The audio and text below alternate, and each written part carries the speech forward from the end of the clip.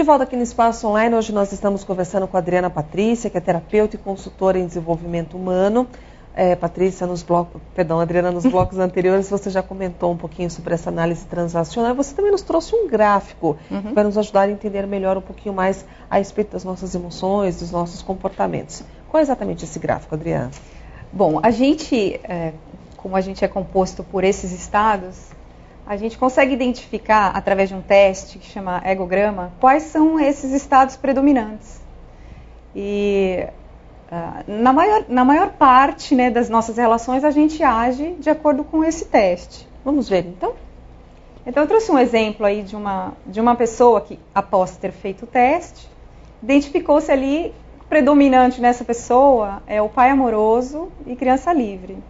Então, o que eu digo? O que a gente pode dizer sobre essa pessoa, né?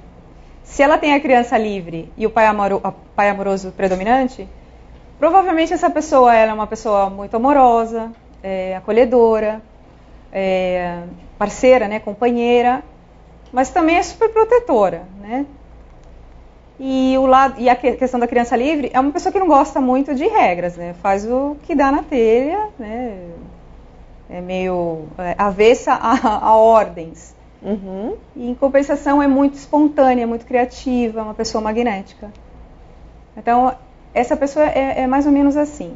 Só que esse egograma é uma pessoa que não tem um trabalho de autoconhecimento forte.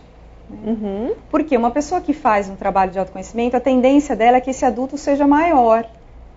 O que pode acontecer também, depois de feito, por exemplo, esse egograma antes de um trabalho de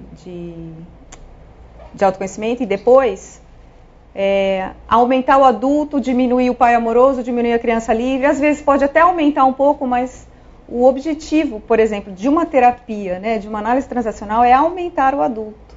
Uhum. Né? Então, justamente o equilíbrio, né? Exatamente, é o equilíbrio. A gente fala muito do estado adulto, mas é o equilíbrio mesmo. Então é interessante que esse egograma também tem que ser feito com total honestidade, porque se a gente escrever ali o que todo mundo quer que a gente diga, aí vai sair completamente diferente. Então tem que responder com toda a honestidade. São 55 perguntas, tudo isso da teoria do Eric Berne. Né? É muito interessante isso daí, porque depois de alguns anos você muda um pouquinho, mas a tua predominância fica bem marcado. A gente consegue perceber até nas pessoas quais são esses estados dominantes. Pelo comportamento dela. Pelo comportamento dela.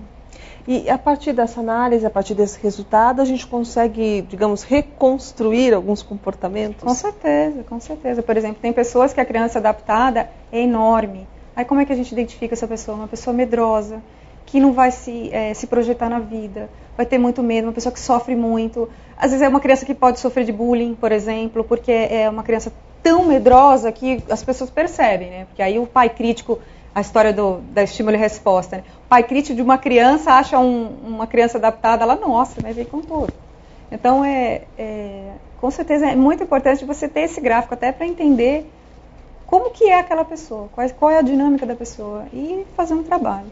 Agora, por exemplo, no caso dessa criança adaptada, então uma criança mais medrosa, mais introspectiva, e onde que entra a questão da personalidade, que muitas vezes ela tem uma personalidade mais tímida. Então, existe uma relação, existe um confronto, o que existe, na verdade, então, entre essa experiência e a própria personalidade que ela já tem? De fato, tem a personalidade. Às vezes a pessoa, de fato, é mais introspectiva, é mais tranquila, analisa mais, observadora.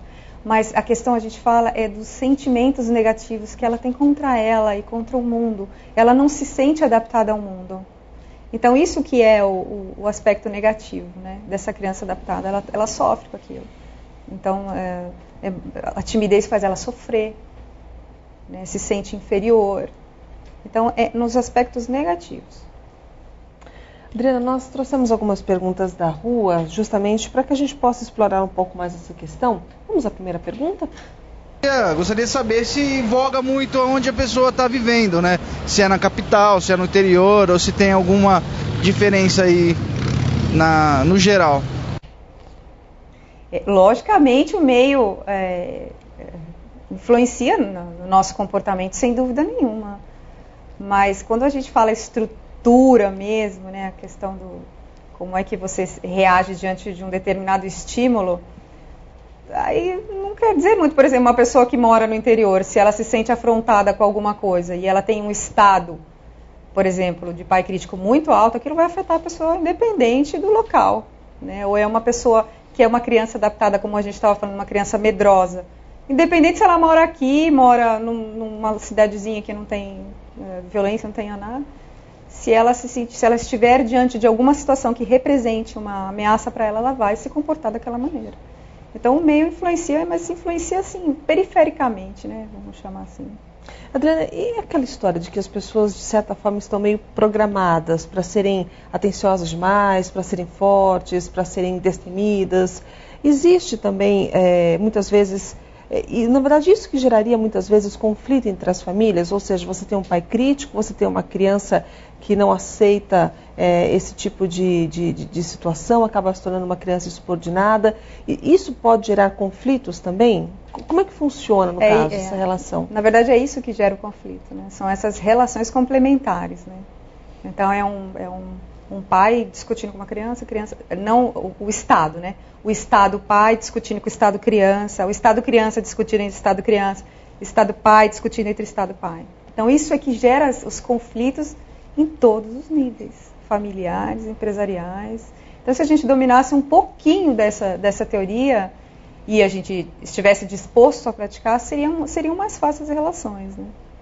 Adriana, nós pegamos um dos exemplos que você citou aqui, por exemplo, o caso das pessoas que acabam explodindo por algum motivo nas ruas, por alguma situação turbulenta que tenham vivido, e nós fomos às ruas justamente para perguntar se essas pessoas já tinham passado por uma situação semelhante, muitas vezes acabaram explodindo de uma situação relativamente banal, sem saber exatamente o porquê. Vamos conferir as respostas. Já tive sim. E todas elas têm um motivo, né?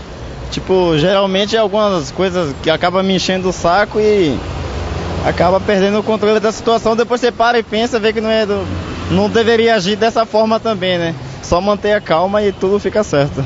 Não que eu me lembre assim, eu nunca tive não, sempre fui uma pessoa mais calma, mais tranquila. Não sou da capital também, então eu acho que ajuda um pouco lá na minha cidade, é mais tranquilo também.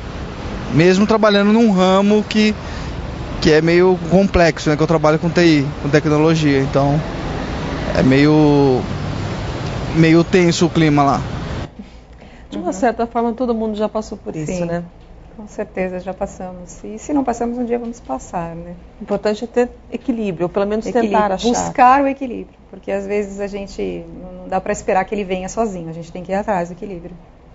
Tá certo, hoje nós conversamos com a Adriana Patrícia, que é terapeuta, consultora em desenvolvimento humano, também é diretora da Procer, uma empresa especializada justamente nesta área. O site da instituição vai aparecer novamente aí no seu monitor, melhor, o site da empresa, o www.procer, com H no final, .com.br.